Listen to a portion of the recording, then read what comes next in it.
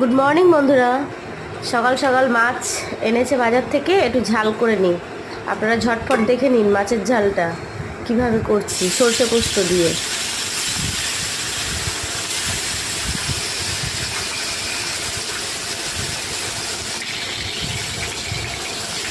প্রত্যেকটা দিন মাছ, কাছে বাজার, প্রত্যেকটা দিন মাছ আনবে, মাছ রান্না করতে হবে।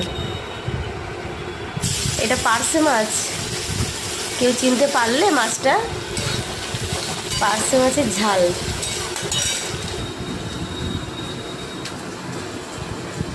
সর্ষে পোস্ত দিয়ে করব, তারপরে আবার একটু ধনেপাতা দিয়ে দেবো।